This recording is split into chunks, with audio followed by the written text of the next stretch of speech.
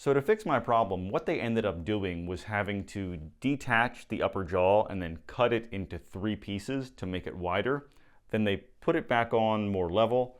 Then they had to cut the joints here to move everything over and then slide the chin to match. If you go back and watch my older videos, you'll notice that I had a pretty significant facial asymmetry. So much so that one person even commented on it and said that I was experiencing a facial paralysis. Incidentally, that comment came mere days after something else happened, where I was actually at risk for a facial paralysis, as well as the permanent loss of the ability to swallow and blink. But that's the topic for the next video. In this one, I want to talk about the jaw surgeries I had last year that completely changed my life. So when I was 22, I had a wisdom tooth removed.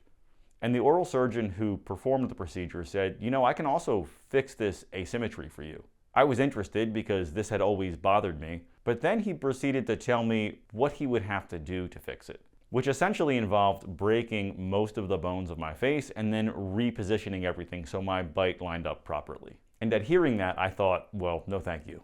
I thought the issue that I had was just an aesthetic thing, so I figured, okay, well, no modeling career for me, but I'll learn to live with it. And then about 10 years later, I was at the dentist and he was doing an evaluation of my teeth and he said, you know, you can only close your mouth on one side. And this is causing excessive wear on the teeth on that side. So much so that your teeth are really significantly worn down for somebody your age. If you look closely, you can see I really only have a canine on one side because it was grinded down completely on the other side. And he explained how this problem could potentially get worse and that if I had the means, I should really fix this because it could lead to some pretty major quality of life changes. So after hearing his explanation, I was convinced that no, actually I probably should have fixed this a really long time ago because I could see what he was talking about, that there was actually a practical side to fixing this, aside from just what I look like. So I went to go see a very highly rated oral surgeon in Atlanta, and he took one look at me and said, yikes, I am not touching this. Because due to the unique nature of my particular condition, it was going to be quite a complicated procedure. And he said, you have to go do this procedure at a hospital at a major university. So I went to go see the surgeon he recommended. They laid out the plan for me that it was going to be about a year of braces preparing for the procedure because they had to move the teeth to a certain position to do the surgery. A few weeks of recovery after the surgery, and then about another year of braces afterwards to dial everything back in. So the next step was to get braces, which in my case was for the 3rd time in life. Now you can play the saxophone with braces, it's just a little uncomfortable at first, but I decided that, you know, since I was basically getting a newly designed oral cavity, I'm just gonna stop playing and then relearn how to play again afterwards. And also with a little bit of playing that I did do before starting this process, I realized that, you know, just forming the embouchure is really uncomfortable for me.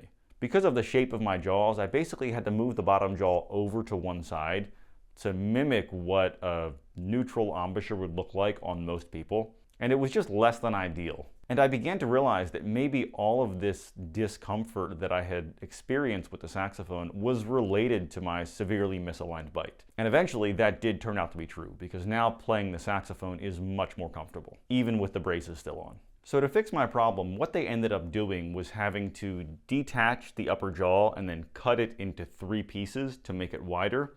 Then they put it back on more level. Then they had to cut the joints here to move everything over and then slide the chin to match. You can actually see here from the surgical planning documents just how much movement occurred. And this angle here shows the movement in even more detail, along with the metal plates that are now screwed to my jaws to hold everything in place. When I tell people this, the typical response is, that sounds terrible. But as far as major surgeries go, it really wasn't that bad. I also didn't have to have my jaws wired shut, so I was able to open my mouth just enough to get blended meals in there, which was kind of gross, but it allowed me to have a highly nutritious diet, and I didn't lose any weight during the procedure.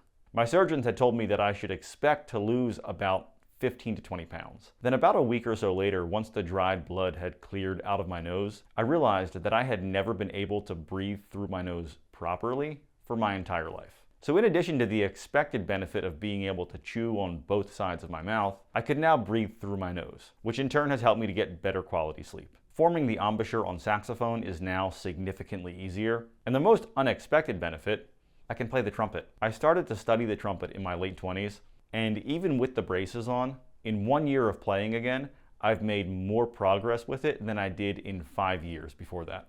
So I had a very fortunate outcome to this procedure, and I deserved it because it was supposed to happen in October of 2023 and ended up not happening until June of 2024. Because in the summer of 2023, as we were putting the final pieces in position for the surgery, something else happened that completely derailed my life and almost ended it, figuratively and possibly literally as well. If you want to hear the rest of the story, check out the next video about how I discovered that I'd been living with a giant brain tumor for most of my life.